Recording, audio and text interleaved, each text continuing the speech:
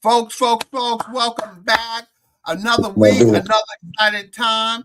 Creative Financing with JB. We live, direct. We're going to have a great program tonight. We're talking about, when we're out here in the community and we're doing things that, we're going to be an asset in the community. I got Mr. Richard Jolly on tonight. He's going to share a little bit about his background. He's a veteran. He's one of us. Thank you for your service there, Mr. Yes, Jolly. thank you. You're welcome. And we're going to talk about in the veterans community, how we got here, where we're at, what we're doing in the housing community, and how it's so efficient to see that our veterans need the support of our community, of our loved ones, of their loved ones, and everything to work here. Mr. Jolly here, he's a veteran. And Mr. Jolly, just give us a little background about your veterans background right quick. Yes, I came about as a veteran as Army National Guard, and then I did the reservist thing, and I did that from 1977 to 1985. Okay. And yes, and I was executive chef, what you call a cook, and I was running 2 mess halls at the time when I got out of basic training, whereas I was doing the morning shift, breakfast for the privates, the non-NCOs. And then in my second mess hall was in the afternoons. I had to prep for dinner. And that was where the generals, brigadier generals, and the majors, master sergeants all came in at. And thanks be to God, man, I didn't know. All I know, I was in there doing the best I could and doing what I had to do for my MOS, and ended up getting, I got 2 medals. And I got awards for being the top chef to top cook, so that's like, it really surprised me. And I was like, man, wow, why am I getting it? Rest of them in the class. But to come to find out, I had made a dish or whatever in the class, in the training. And I guess my master sergeant had let some of the generals and stuff, constituents taste it, and they was like, they want to know who did this, so that's how I got the awards, and just love it and love what I was doing. I still today, it's still instilled into me. I love cooking. Yeah, so Mr. Jolly loved cooking. He served a good time in the military. We have something in common, Mr. Jolly, that I was a cook too. Aboard the USS Camp Lincoln. So down at 3B10. Come on, man. All right. Yeah. It was a fun duty. I mean, I loved it too. Yes. We got to interact with the folks and everything. Yes. And we served a good time. You met a lot of good folks in that. Oh, yeah. And you was, and we got to talk to them. That was one thing about it. The cooks was gonna get to be talked to. They was gonna get knowledge, because we feeding everybody. We doing everything. Yes. The best we can. But coming now, Mr. Jolly, he served his time, but he came into this awesome idea here of this men's veterans house. We call Janie's Hands Men's Veterans House. And Mr. Jolly, tell us a little bit about that. Okay, I'll go ahead and yes, I'm not going to go right to the detail, but I'm gonna tell you how it started. Actually, I was basically homeless about a year and a half, 2 years ago, and had a lady friend in Towson, Maryland. Got away from her, and then I decided, gotta go back and love that sweet love talk she gave me, and I went back. Well, anyway, my president, if I can mention her name, Miss Frances Purr, she is the founder of Janie's Hands. But anyway, situation came about, whereas when I left the first time, then the second time I went back, and within a few months or so, situation didn't go right, and I called my president, which I'm a vice president to her now, and I called her, and she said she had just got finished telling somebody, he's gonna be back, he'll be back, And when I called her, and I said, listen, I need to come on back because the situation going on, and and I just want to get away from it, and get, get myself together and get on the right track. Well, anyway, with that said, when I got back, it wasn't like right away. I'm gonna say maybe a couple months or whatever or so, and my president asked me about coming here to Wilmington to be a house manager at the Men's Veterans Transitional House. And I kind of thought about it, and I said, sure, I'll go. I said, when can I pack my stuff? You want me to pack now? And she was like, really? You'll go? I said, yes, ma'am. So, and that was like February of last year.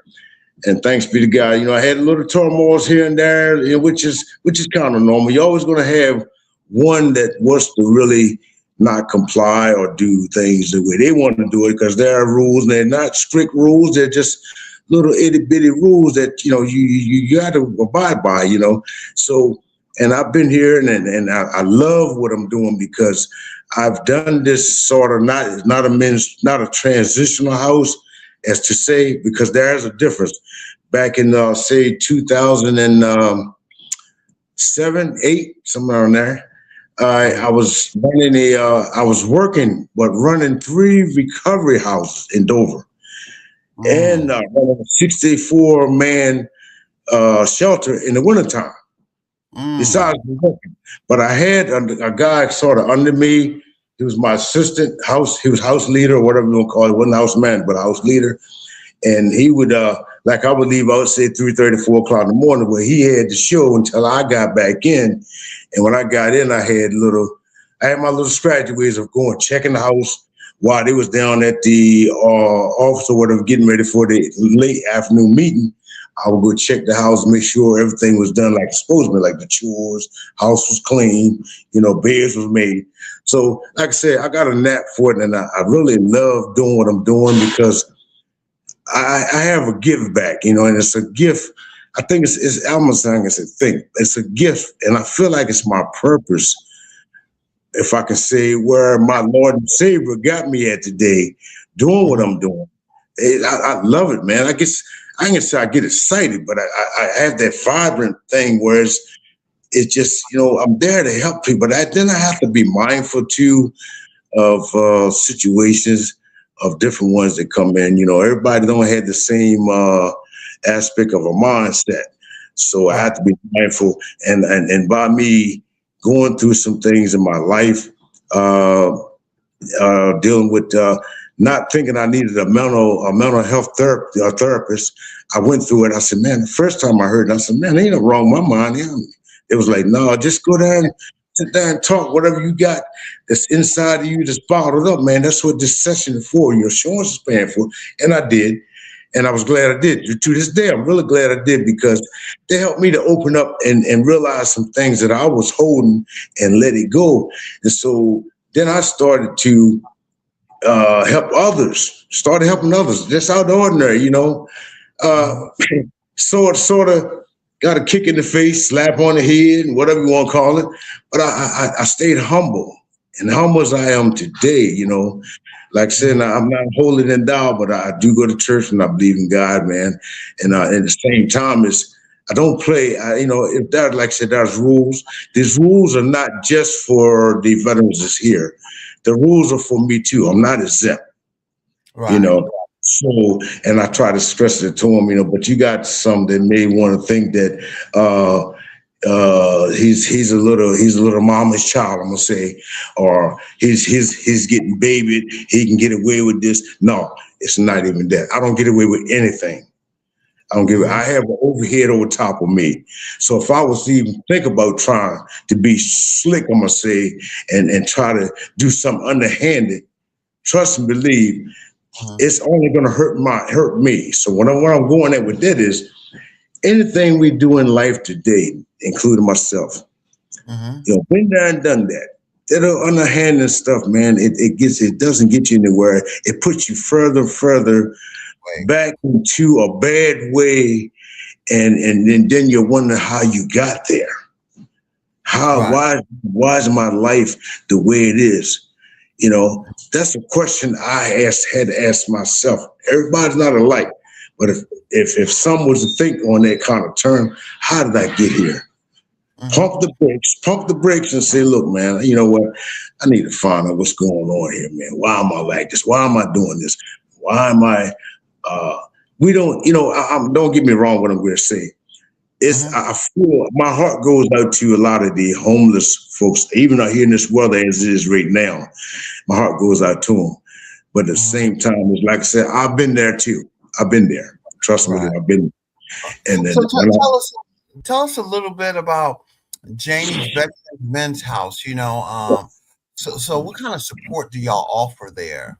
Well, for support, there's resources that we can, I try with through with my president and a few case managers that I know, and I kind of sort of I'm a talker. I'm kind of sort of, if I don't know, I got ways to find out. I got avenues. I will find out. I will try to help you in the best way I can. As far as helping with your mental health. I'm not a therapist.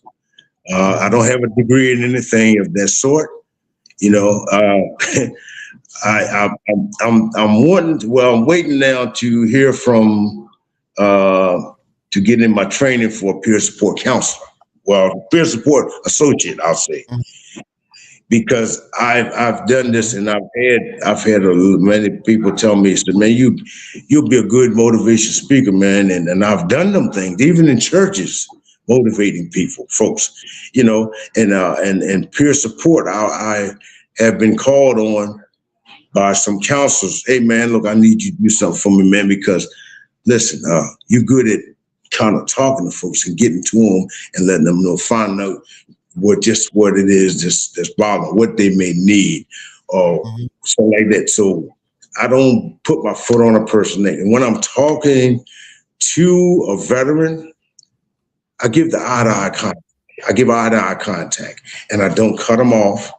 I don't be looking around. And if I got a phone or I got a computer or whatever in front of me, all that's shut off because I feel like this person they want attention for one.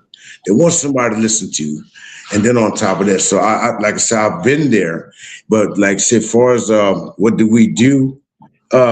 Eventually, since it's a transition now, and eventually over time, it's a time period. I won't get too far much into that, but it's a time period whereas you come here, it's a shared housing, and you got little chores.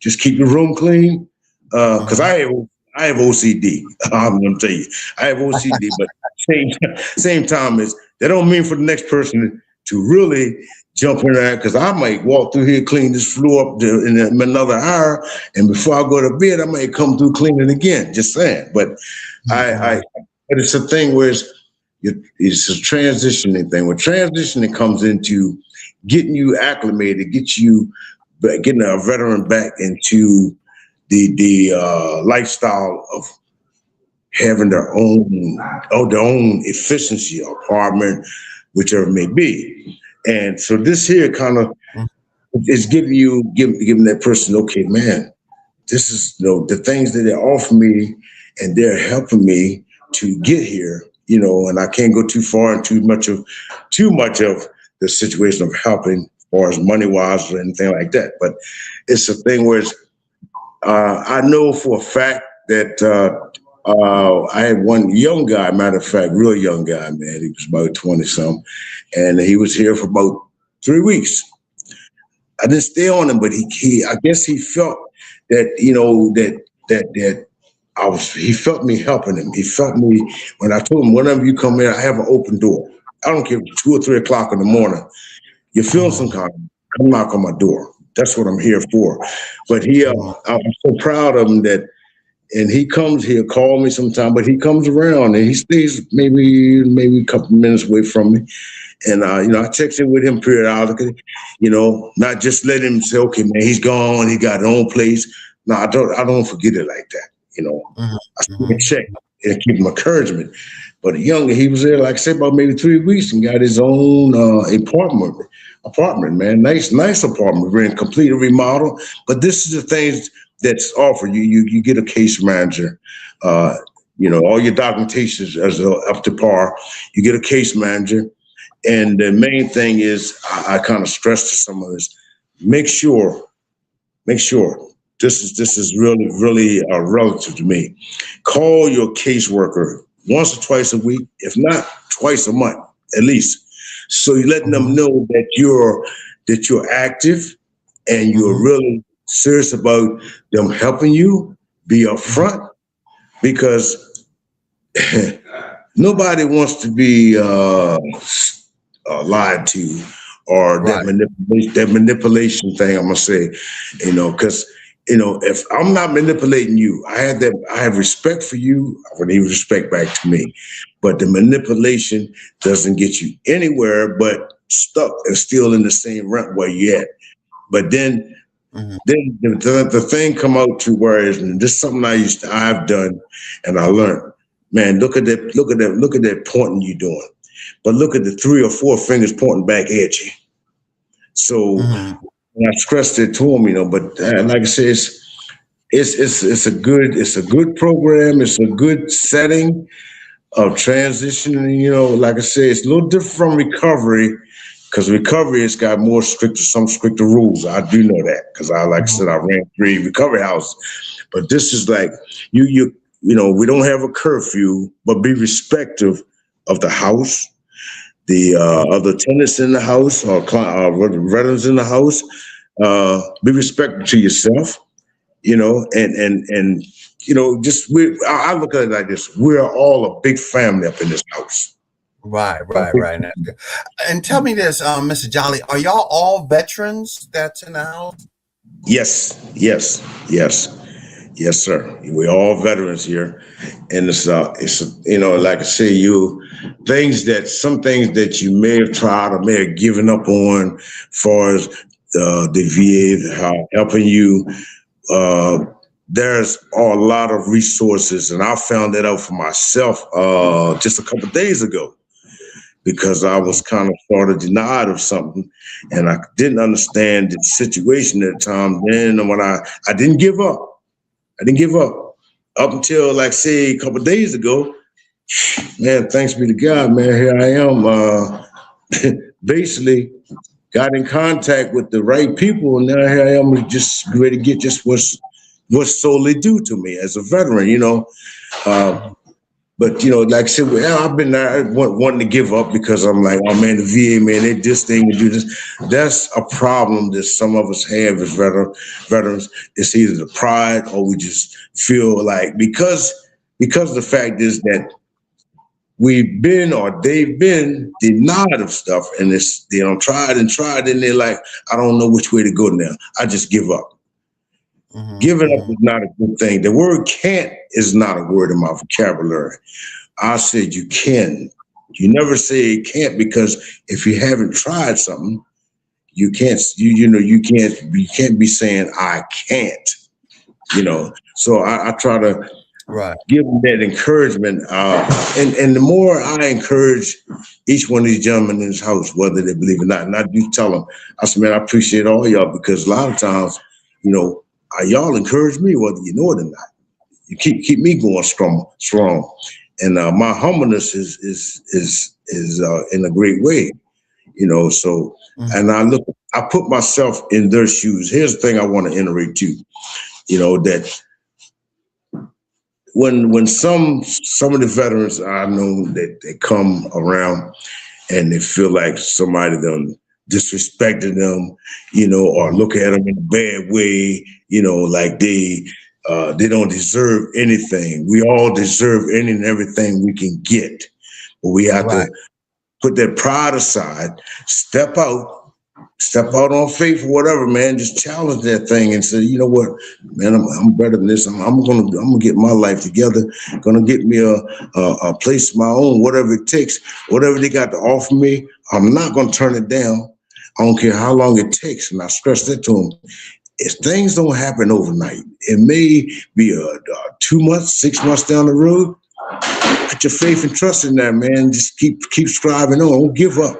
Because once you give up, you fall into that little setting where like a black hole. Yeah, well, there you go. Well, I'm the black hole. Then we go into this isolation thing. Isolation, being isolated is not a good place to be. No. It's not a good place to be. I can stress that myself because, like I said, I've been in them shoes. I've been there and done something. And I haven't done it all. I've seen some things. Haven't seen it all. But I've been into that point of isolation. Didn't want to open up to nobody, not even down to family. But I come out of that thing, man. I don't have a problem with sharing. Some people call them war stories. Right. I don't have war stories. I say I have the truth. If I can't give you the truth, it's no sense of me even going around America. I'm going to say something here. Mr. Bazemore, I'm going to say something now. This is just my thing, and I use it. And some people kind of laughed until they get it. And I let them know, man, this is not a playground. It's not a monkey bar. It's not a merry-go-round here, not a sliding board. Recess is over with. Let's get down to the basics. Let's do this thing right, man. Stop playing. We're not kids. We're grown adults. And that's another thing that, like I said, everybody's not on the same page at some time or another, but, and I get it. It takes others a little slower than some grasp it, some takes a while. So when I say that, and when I say it again about putting my foot on somebody's neck or looking down on them, it's enough of that. As veterans, been looked down on, even though we've been there and served our country and would do anything in the world for anybody. But who wants to be put down in sort of way to make me have a low self-esteem? Right. For it. Yes. Yes. And tell me this: is this transitional house? This is until they get their own place, or yes. Excuse me, say it again. Is this until they find their own, buy a home, go find their own apartment? Is this type of setup that we have here? Yes. Okay. When what you saying that too, I think I may have said it a little bit while ago, but as I say, once you get in, you got all your documentation that's needed to get to it. Whereas you get a case manager, you may get a social worker, maybe, but you get a caseworker. The caseworker, like I said, you stay in contact with a caseworker. Don't hold back. You let them know just what you need, what you're after. We got to crawl before we start running and walking. So when it comes down to as far as saying, okay, this is what they're going to help me find me a place. They're going to help me find an apartment, but I want a ranch style home. That's why I said we need to crawl before we walk. I will take a fishy apartment, 1 bedroom, 1 bathroom, 1 bedroom, a little small kitchenette.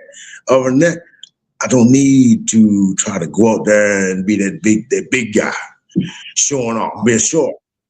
Because, not wishing it or just saying it, but I've been there with that too. I've lost a lot of things. I've lost a lot of things behind trying to stay with the Joneses, trying to go out there and be Big Willie, and that doesn't work, man. So I learned to have and not have. I know what it is to appreciate, and that's what this transition in housing is about. I mean, veteran transition about, to me, is about being appreciative, being grateful for what somebody's trying to do. With that, you've already been pushed down on the ground somewhat. See, the pride thing, those stuck in, those set in. Okay, we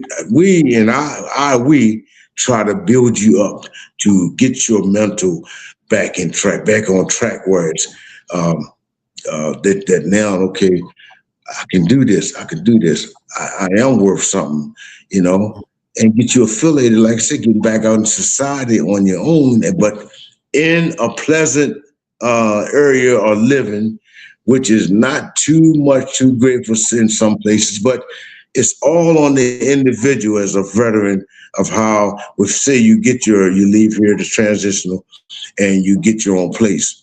Okay. Whereas if it's God forbid, we don't try not to put nobody in no harm's way of a bad vicinity of living at the same time.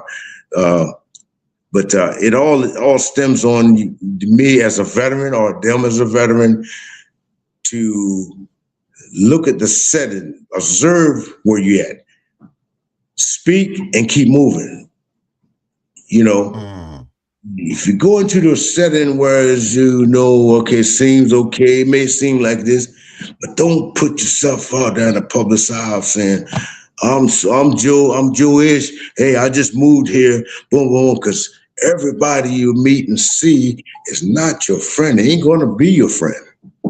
And they're going to try to manipulate you, especially if they find out that you're a veteran and you're getting a big check of money. How about that? How about that? Yeah, and tell me this, Mr. Jolly. Yes. With the veterans there, I know y'all have y'all end up building a bond after so much time there. But Yes. tell us how that works. I mean, I have a question somebody asked. If I'm a homeless veteran, can I just call somebody to be a part of James House? How does that work?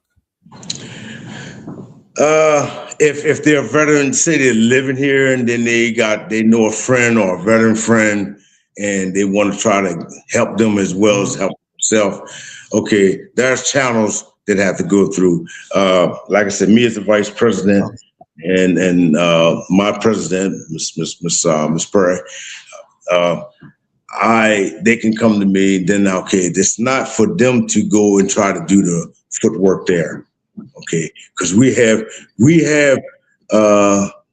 resources set up, somewhat to say, just let me know in confidentiality to, okay, all I need is just say, you don't really have to say the name. Just say, okay, here's a person, I got a friend, boom.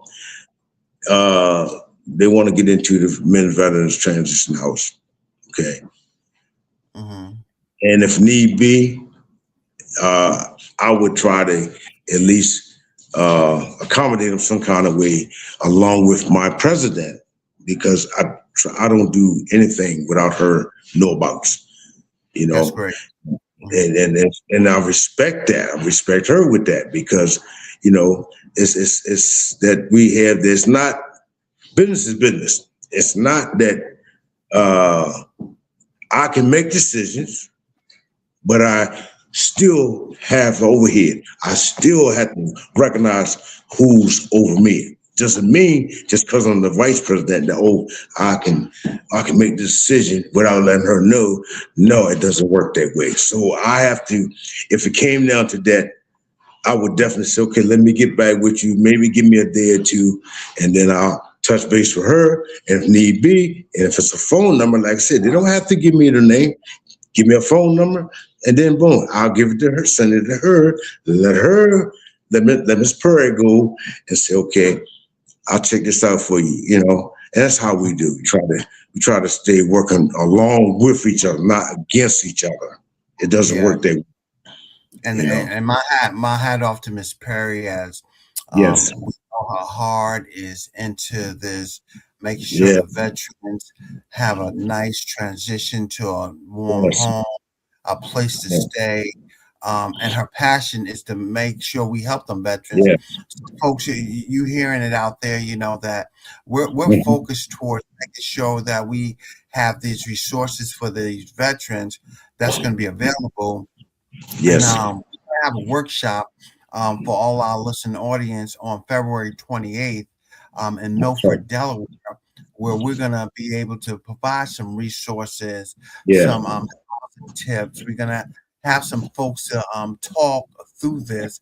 If we have some veterans out there in need that needs the benefits, assistance for housing, shelter, and that stuff, because we're aimed to make sure that we provide the service that we need for those veterans that are out in need for itself. As you heard Mr. Jolly talk about, we're talking about providing that transition for that veteran that they might have fell on hard times. They might just be in a situation in their life that they going through a transition, as we all do.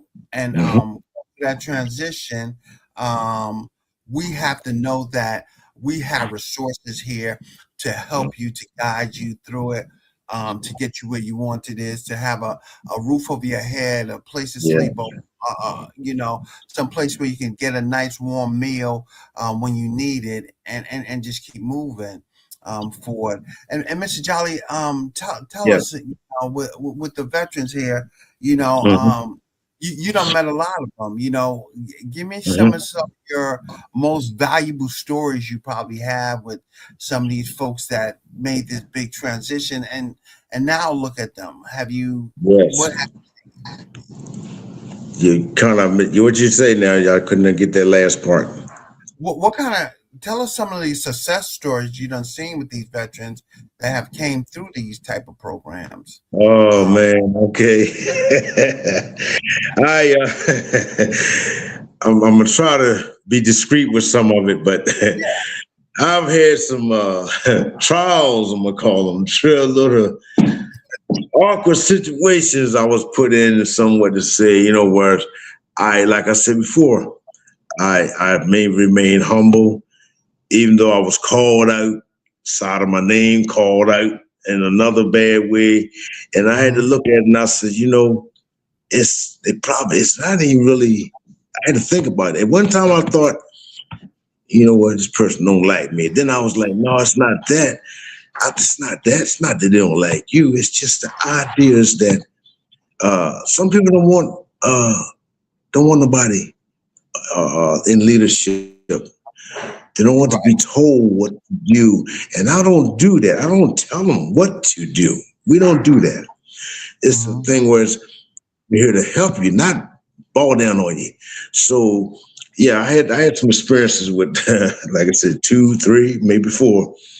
And I had to do some things that I really kind of touched my heart a little bit. I'm going to tell you, be honest with you. But then I kind of brought myself back because, I knew that. Then I've realized that maybe they need a little more further assistance with something else that's going on with them.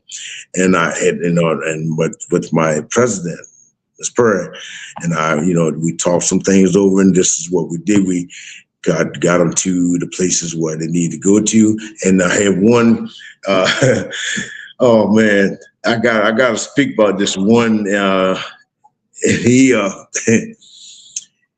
He made it almost hated my guts, to the point where it's and Miss Perez saw it one day that we was out on the porch and we were just kind of conversating, and I guess he figured because she was there that he was going to try to make me look sort of bad, but at the same time he didn't realize how bad he was making himself look, and realizing that now you are showing just what really is going on with you. Now, I'm going to get you some help. Well, long story short, he went to a facility, 30 plus days, got himself together, man. I'm telling you, when I say this, man, that Mr. Bazemore, that I'm so proud of him, man, that he turned his whole going to that and being receptive of getting some help, and then realizing, yes, I got a problem I need help with first before I go into a house of my own. Okay, so he came. When he come back, he thanked me, man, and he said, man, I feel bad about you one time. I was mad with you. Boom, boom, boom. He said, guess what? Man, I'm glad I went, man. I'm glad you kind of did what you did. We don't put anybody out of the house. We don't put you out. You're doing wrong. We try to get you some help. There's rules. It's not a 3-count rule, but it's just a thing is where We have other veterans in the house. We don't need nobody pigtailing behind anybody else that's want to do wrong, because that happens, but he came back and man, I'm so proud of him. His face is full. And he calls me. He calls me and said, "Hey man, how you doing? You all right? I might come by and see y'all, man." I said, "Well, how you doing? Man, I'm doing good, man. I love my little apartment, man. And it made me feel good, And the young guy I was just talking about was here about 3, maybe 4 weeks. He calls. He even comes around here sometimes, sit on the porch. Or he'll call me and say, "I'm just gonna come by and holler at you, man. Appreciate what you did. How you got me encouraged, kept me encouraged in doing things." I said, and I tell him, like I said, I gotta say, I bring my Lord and Savior into it. I thank God for giving me that discernment to do what I'm doing with purpose and caring, concern about, because like I said, I know because I've been there, and I've not done it all. Maybe I haven't done what they've done. Maybe I haven't been where they've been, but I've been to the homeless situation. And I know what it is to have and not have, and to be appreciative. But like I said, those are two guys. I won't get into the other two, but those are the two guys that I can say since I've been here, that they're so appreciative, man, that they like I said, and I don't look for a pat on the back. It was just, God speaking. It's just a love of what you do. Yeah, like I said, that from the beginning, I said, I love this. I love what I'm doing. It gives me, I'm gonna say, a little chills sometimes. Especially when I see somebody progressing and wanting the help and the resources that we have to offer them. But you have to be open minded. And like I said, everybody's not on the same page at all times. It takes one some longer than others, and that's understandable. But like I said, those two I just mentioned. I didn't mention the name, but anyway, I'm so proud of them, man. That sometimes I get thinking about them. I almost feel like I want to do a holy dance, man. Because knowing where the one that I talked about, knowing where he was at and how negative and resentful he was, and then to come back from a 30-day plus, it was like a 406-degree turnaround. I said, "Whoa, this is the same guy." Hey, but he's doing good. He's doing excellent, man. I love it. When you get you get that kind of count, maybe one or two, but this storming over, because I look at it like this. There, if one or two can do it, okay, that makes me try to help the other one, the next one or the next two, a little at a time. But at the same time, I gotta say this. I have to be careful myself. I can put myself in it. I have to be very careful of how I really kind of interact, feelings wise, as far as, getting too involved. I tell each one of myself, I love each one of y'all in here. It kind of sounds strange coming from a man. No, that's common. That I'm saying, but to some that may sound strange to a man. But at the same time, once I finish saying what I'm saying to them, they get to understand. I said, I may not like some of the things you may do and think you're being slick willy about. It doesn't work that way, but I still don't lose that love for you. I'm just concerned, and I'll try to pick you up and let you know, man, hey, you don't have to do that. That's not good what you're doing or something, but not to be. But like I said, I have to be mindful not to get too involved sometime, because it can be sort of hurtful, a little painful when you see it dread down. I just went through some of that a couple months ago with a guy that I knew, sort of knew real pretty good, and try to help, man. But sometimes you have to back. I have to back, pump my brakes, and work on me too at the same time.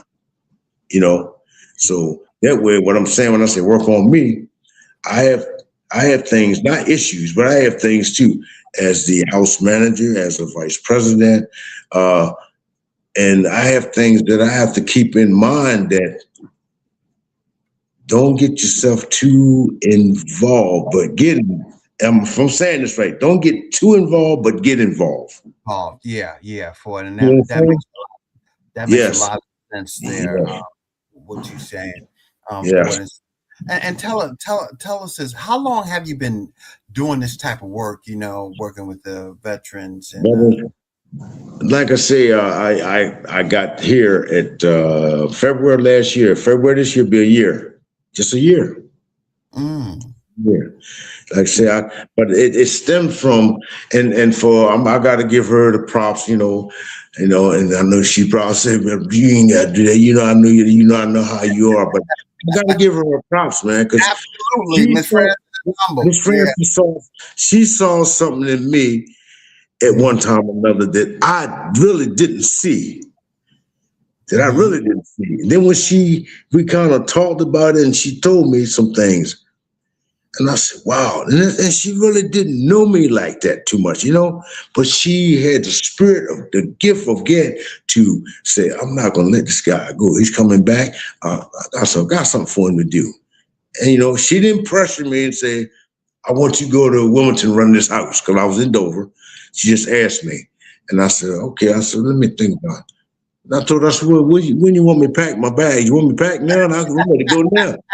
And that was, to me, that was the Holy Spirit speaking through her and speaking to me and telling me I'll go wherever the Lord want me to go. I'll go wherever my purpose is. So that's why I'm here, and I love it. Even down to the point of in the neighborhood where I'm at, I done got some adopted grandkids next door. Man, and I love it, man. And I got a neighbor next door. I'm kind of working on him a little bit. He kind of try to be a little character. I think he's learning more about me, knowing that I'm a brass tack guy.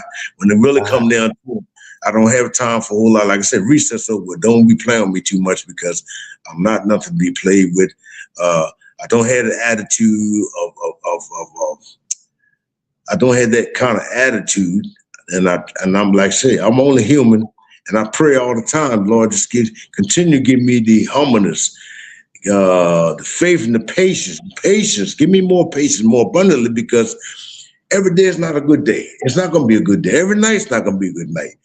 You know, because we have all. It's all walks of life. All walks of life of people in this world today, even in this house. That includes me. That includes me. I don't just include myself in anything, but that includes me. So I have to sit back and sometime go in my little dungeon and sit on the side of the bed, not to mope, but just sit there and gather myself and say, you know what? Pump the brakes, slow down a little bit, because I can get hyper. I got hypertension anyway, but I can get a little hyper, and not to the point, not too much to the point of saying being violent. But I get hyped about some things, but then I have to remember to pull the emergency brake, pump my brake, whatever I got to do, and say, boy, you need to go outside, get some air, or go on up in your room somewhere and call it a night and just wait for tomorrow be another day. I got a So question, Mr. Jolly. yes. That they asked. Do y'all have training programs for the men in your house, or do y'all set them up with employment and stuff? Well, that's another case, a source there that I don't want to overspeak myself, but that's a situation there too that we're actually getting ready to get into, or will be getting into eventually. We're moving up and we're growing. But some things takes time, and not take a whole lot of time. But that's an issue, but not an issue, but that's a situation. Yes, we would try to find the resources if we don't have them, and get them into training to get them to a point where it may get a skill where they can go to work and a job doing something. Yes. Oh, good. That's good for it and stuff for it. That's good that y'all have those type of resources for those gentlemen coming in there to be able to maybe transition to jobs and Yeah. employment and stuff to that whole facet and stuff. And tell us, as soon as they find, I guess this is the question they're trying to ask. As soon as they find their own place, y'all have room for another person to come into the home so they can start transitioning too. Oh yes, and I agree to say commodity. I ain't gonna use that word commodity, but you would be you would be surprised because it was surprising to me when I hear the numbers sometime of how many veterans are really waiting to either come here or go somewhere to a veterans men's transition house. But I can say for this house, and I don't want to go over speaking that neither. But for this house, I don't know what it is. I do know what it is. I take that back. A lot of them want to come here, Mm-hmm. or when they get here, Mm-hmm. it's like when it's really time for them to kind of transition down to their own spot or something. It's like, man, almost like to say it, not in, but they don't say it in words, but I can see it and feel it. They don't really want to go nowhere. It's like they want to get stuck. They like just kind of get stuck on me, stuck with me. But it's like I'm not gonna say like a little child, but Mm-hmm. you get what I'm saying. They get attached. They get attached. Yeah. Whereas because I guess a figure of how I carry myself on a daily. And like I said, no, I don't. I may can lean. You gonna laugh when I say this, but I mean this when I say it. I may lean or be lenient. I may, Mm-hmm. but Mm-hmm. don't try to take that from my kindness, from my weakness, and Right. think that you're gonna keep doing something because I tell them all the time. But just because I'm up in my room or I don't say nothing, don't mean I don't see it.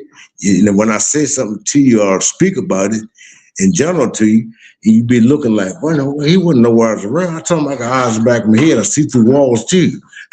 but but I want to say that when it comes down to what I was going to say something about as far as being lenient. Mm-hmm. I can, but that's a door I don't try to open up or don't really want to open up because, like I say, sometimes they can harm you more than hurt you more than help you. I'll So help like, you. I have to be watching that, observant of that situation. But at the same time, is this where the part I say you might laugh when I say this, but I really mean it. Sound like a joke. I say some humorous things sometimes, and a lot of them are catching it because what I say in the humor sometimes, I'm just warming up the conversation. But at the same time, if they really catch what I'm saying, I'm being truthful and I'm saying something to them, for them to understand, But I said leaning, but I don't bend. Yeah. First and foremost, my name is Richard Jolly. It's not Ben. I'm not going to bend over for you. That's for sure. You know what I'm saying? And I had to put it there. It sounds like a joke, but I mean that wholeheartedly. I stress that, my name is not Ben. You can call me Mr. Rick. You can call me Rick. Uh, some call me Sarge. I don't know where that came from, but I've been called Sarge. And I'm thinking like, man, they profile me like they calling me Sarge. And I'm like, it's okay. You want to call me what you want, but just remember, I'm not that hard person, because I do understand. I understand, wholeheartedly understand. But like I said, don't take my kindness for my weakness. Think that you're gonna be lenient or think you. I'm gonna say this, John. Think you Mhm. my ace coon spoon. We Yeah. buddy Yeah. buddy. Oh, yeah. We ain't in the military now, so we ain't on the buddy buddy system. You get what I'm saying? Right. Right. So Right. Right. with that said, I have to love you while you're here, and I may see you on the street. I still love you. You Mm-hmm. know, and get you to understand. Love yourself too. Love yourself too. I have to love myself. I had to love myself before I could tell anybody to love me. That wasn't just a woman, Yeah. anybody. I got to love myself first. I don't have a love for myself. What good am I to anybody? Right, right, right. Well, that's the way I feel about. I like I said, I don't preach to them, but and I guess that's my the gift, this spirit that they see of me, of the love that I have. Even my neighbors, like I say, man, they. I first moved up when I moved here. My neighbor next door told me, said, "Man, ever since you been here, man, them women don't act like they don't want them to do with me." I said, "I ain't got nothing to do with that." See, I said it's just a thing where they feel me. They know I don't drink. They know I don't do anything under the sun of a drug, anything. They know this and they respect it. They Mm-hmm. really respect it. And number two is I'm down from the Eastern Shore, and I used to go visit my mom when we saw every other month, every first month, something like that, and they would had one of the guys. He hadn't been long came here, and I don't give house keys out like right away. I don't do that because I don't know what your standard stay going to be. I don't. Mm-hmm. I kind of feel that or know just what your situation may be. But anyway, I was down home, and my phone rang, and I said, "Oh, this is my neighbor calling me." And she said, "I'm Mr. Rick." She said, "I know you're going home with your parent family." I said, "But it's a guy beating on your front door, man. Beating on the door like, going, quick, what you want me to call the police?" And I said, "Oh, no, don't call the police yet. Let me find out who he is." But they watch out, man. And they know without a signage be on the properties, they know that what I do here, what we do here. They know. And they respect it. And they be watching. I tell these guys, man, I'm telling you, you do something out there, and I'm not on that porch or outside. Trust me, believe that them neighbors gonna call me and say, "Hey, so and so doing this, boy. So and so doing this." You can tell me who they. You can tell them who told you. And I said, "Boy, that's got some neighbors here, Uh-huh. but they're good folks, man. Good folks." Mhm. Yeah, man, that's good. Y'all doing a vital thing in the community, Mr. Jolly. Yeah, I yeah, applaud Miss Francis and yourself for yes, caring for our veterans, providing that shelter and that home for them, and making sure that they're in a good situation. yes. As it's cold out here right now, Oh you know, man, yes, yeah, for and our veterans need that ability to know somebody loves them. Going through yes. this Right. trauma time, especially after they done served our country and provided a service, Um, and that we can provide a service for them that is remarkable, and that stands longer than what we really can even ask for. you know yes. um and to know that that happens and go from there.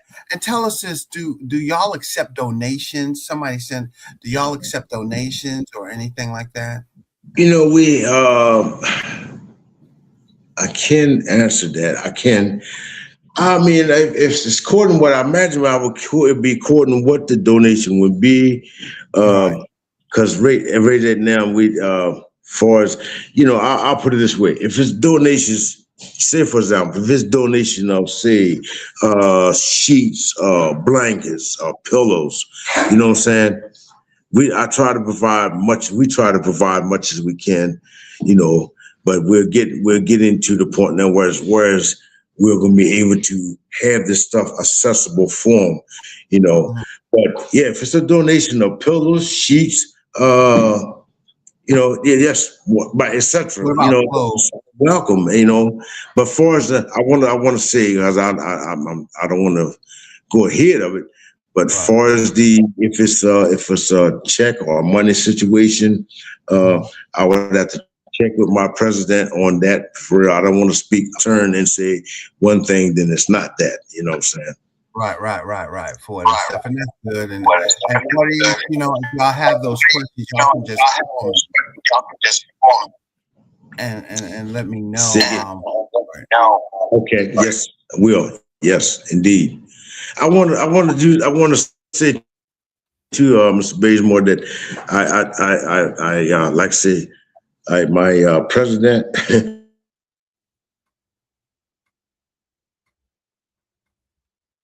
We lost you.